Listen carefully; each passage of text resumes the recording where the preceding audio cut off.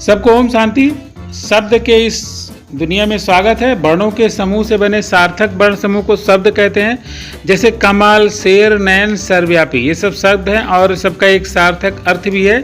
तो वर्णों का वह समूह जिसके सार्थक कोई अर्थ निकलता उसे हम शब्द कहते हैं। शब्द जैसे अब देखिए कमल, अब इसमें मिल के किससे बना है वो भी देख लेना है। का व्यंजन है, उसमें आ स्वर है, माँ व्यंजन और आ स्वर, ला और आ स्वर। तो इसमें केवल शुद्ध व्यंजन को हम हलंत लगा के लिखते हैं, इसलिए कमल बन गया। इसी प्रकार से शेर, नयन और सर्वव्यापी शब्द बने हैं। तो ये शब्दों के गठन का एक नमूना है, किस तरह से शब्द बनते हैं, आप इसे समझ लें ताकि। अब अगला देखिए, शब्दों के भेद कितने हैं। शब्दों को 4 आधार पर बांटा गया: उत्पत्ति के आधार पर, बनावट के आधार पर, प्रयोग के आधार पर, अर्थ के आधार पर। माने शब्दों की उत्पत्ति किस तरह से होती है, उनकी बनावट कैसी है, उनका प्रयोग किस तरह से होता है और उनके अर्थ किस तरह से निकलते हैं। तो इसी के आधार पर शब्दों को 4 भागों में बांटा गया है। अब अगला है उत्पत्ति के आधार पर। पहला थोड़ा सा डिटेल लिखेंगे। उत्पत्ति के आधार पर कितने इसके भेद हैं ये जानिए। इसके 4 भेद हैं: तत्सम, तद्भव, देशज और विदेशी। तो उत्पत्ति के आधार पर शब्दों के उत्पत्ति किस तरह से होती है, इसके तत्सम, तद्भव, देशज और विदेशी, यह शब्दों के उत्पत्ति के स्थान पर उनके भेद किया गया है। अब देखिए, तत्सम शब्द किसे कहते हैं? जो शब्द संस्कृत भाषा से हिंदी में बिना किसी परिवर्तन के लिए जाते हैं वे तत्सम शब्द कहलाते हैं, जैसे क्षेत्र, वाव, राशि, सूर्य आदि। तो संस्कृत भाषा से मूलतः आए हुए शब्दों को हम तत्सम शब्द कहते हैं और उसमें कोई परिवर्तन नहीं होता है। जैसे संस्कृत में लिखे जाते थे वैसे ही प्राय हम यहाँ भी लिखते हैं। केवल जैसे गंगा है तो गंगा को हम अनुस्वार लगा कर लिख देते हैं, बाकी कोई परिवर्तन नहीं होता है। अब अगला तद्भव क्या है? तद्भव जो होता है संस्कृत से बिगड़ा हुआ रूप है, उसे हम तद्भव कहते हैं। जैसे आप देखिए कि हस्त से हाथ बन गया, रात हम हिंदी में लिखते हैं लेकिन वो शुद्ध है रात्रि, सूर्य से सूरज, चाँद से चंद्रमा से चाँद। ऐसे बहुत सारे शब्द होते हैं जो कि संस्कृत में अलग ढंग से लिखे जाते हैं और हिंदी में उसका हम लोग हिंदीकरण कर देते हैं। तो इसीलिए शब्दों का स्वरूप बदल जाता है और वह बदला हुआ शब्द ही या बिगड़ा हुआ शब्द ही तद्भव कहलाता है। तद्भाव संस्कृत से भव माने उत्पन्न हुआ अलग ढंग से। अब अलग क्या है? जैसे तत्सम और तद्भव से पीला, अब उसका तद्भव तत्सम हो गया पीत, और तत्सम अग्नि है तो उसका आग है। हस्त तत्सम है तो उसका तद्भव क्या हो जाएगा? हाथ। कर्म तत्सम शब्द है तो उससे क्या हो जाएगा? काम। फिर गृह तत्सम है, उसे हम लोग कहते हैं घर हिंदी में। सर्प से सांप, रात्र से रात और चंद्र से चाँद, दंत से दांत, ऐसे बहुत सारे शब्द बने हैं। अब देशज किसे कहते हैं? कि जो शब्द क्षेत्रीय प्रभाव के कारण परिस्थिति व आवश्यकता के अनुसार बनकर प्रचलित हो जाते हैं उन्हें हम देशज शब्द कहते हैं। जैसे पगड़ी, थैला, पेट, खटखटाना आदि। अब ये शब्द क्या है? जैसे लोटा ले लीजिए, ये बहुत सारे ऐसे शब्द हैं जो कि गांव में प्रचलित होते हैं। खटिया है, ये शब्द देशज कहे जाते हैं, गांव में ही प्रचलित होते हैं और संस्कृत या अन्य जगहों पर उनका कोई उद्भव नहीं मिलता, तो ऐसे शब्द देशज कहलाते हैं। अब अगला विदेशी। विदेशी जो कि विदेशी मूल के शब्द होते हैं उसे हम विदेशी कहते हैं। जैसे स्कूल, अनार। अब इस विदेशी शब्द में अंग्रेजी में कॉलेज, पेंसिल, फारसी में चश्मा, दुकान, अरबी में अमीर, कानून, फकीर, औरत, कैदी, तुर्की से तोप, कैंची, चाकू, बारूद, बहादुर, लासाद, पुर्तगाली से आलपीन, अचार, कारतूस, तिजोरी और फ्रांसीसी है पुलिस, कार्टून, इंजीनियर, कर्फ्यू, बिगुल और चीनी है तूफान, चाय, पटाखा, लीची। तो इसमें देखिए कुछ शब्द ऐसे जो बार बार कंपटीशन में भी पूछे जाते हैं। जैसे पूछा जाता है कारतूस किस भाषा का शब्द है, तो आप बता देंगे, याद रहेगा कि पुर्तगाली भाषा का। इस प्रकार से तोप शब्द जो है तुर्की से आया है, तो इसे भी ध्यान रखें।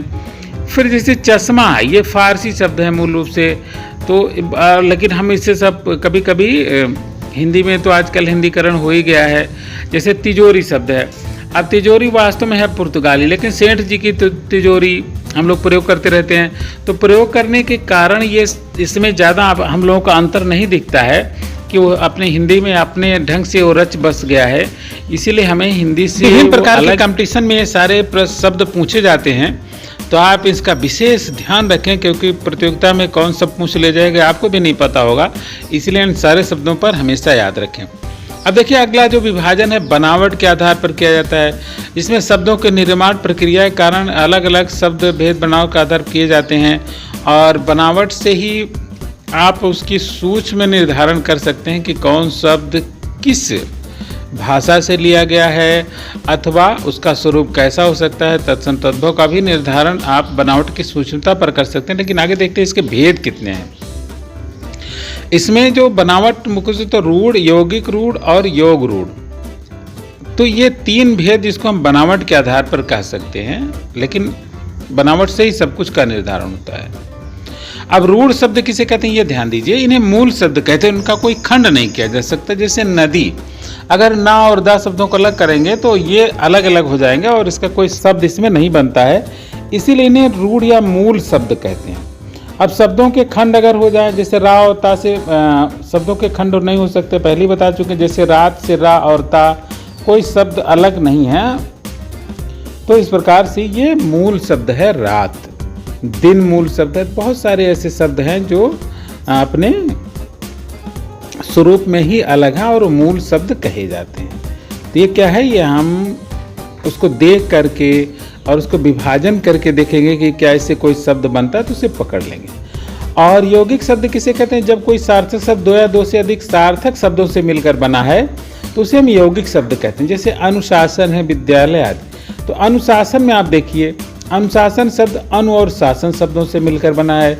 इसी प्रकार से हिमालय शब्द हिम और आलय से मिलकर बना है, तो इससे बन गया हिमालय। तो इसका भी ध्यान। अन्य उदाहरण देखिए, जैसे नवोदय, घुड़सवार, मनोकामना, शुभकामनाएं, विद्यालय, देवालय, नववधु। इसमें देखिए मनोकामना, मना धन कामना, तो मुझे लगता है आप समझ गए होंगे। ठीक है। योग रूढ़ शब्द किसे कहते हैं। अब योग रूढ़ शब्द जो होते हैं, जो यौगिक हैं परंतु उनका एक विशेष अर्थ होता है, ऐसे शब्द योग रूढ़। जैसे पंकज, पंक से उत्पन्न हुआ, पंकज। अब देखिए पंकज शब्द एक विशेष रूढ़ हो गया। जैसे और हवालात, जेलात, प्रातःकाल, तो उसके उदाहरण है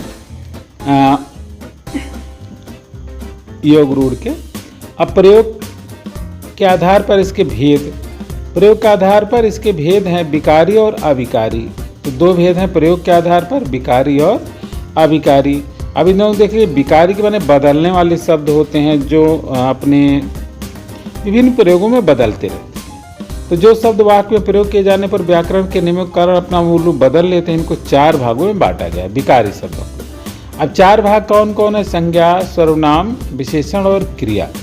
माने संज्ञा, सर्वनाम, क्रिया और विशेषण क्या होता है, एक वचन, बहुवचन और अन्य रूपों के अनुसार वो बदलते रहते हैं। तो बदलने के कारण ही ये क्या कहे जाते हैं, विकारी कहे जाते हैं, और इनका कोई दूसरा कारण नहीं है, क्योंकि अपने लिंग, वचन, कर्म आदि के अनुसार बदलते रहते हैं। अब अविकारी शब्द, अविकारी माने ना बदलने वाले। जो शब्द लिंग, वचन, कारक बदल जाने पर भी बिना किसी बदलाव के प्रयोग किए जाते हैं, वह अविकारी शब्द का माने उनमें कोई बदलाव नहीं होता है ना। न बदलाव होने के कारण ही वह अविकारी कहे जाते हैं। अभी भी 4 भागों में बांटे गए, याद रखिए विशेष रूप से। क्रिया विशेषण, संबंध बोधक, समुच्चय बोधक और विस्मयादि बोधक। माने क्रिया विशेषण जो क्रिया विशेषण की विशेषता बताए, और संबंध बोधक, समुच्चय बोधक का आपने देखा। बहुत बहुत धन्यवाद। हमारे साथ जुड़े रहें, चैनल को सब्सक्राइब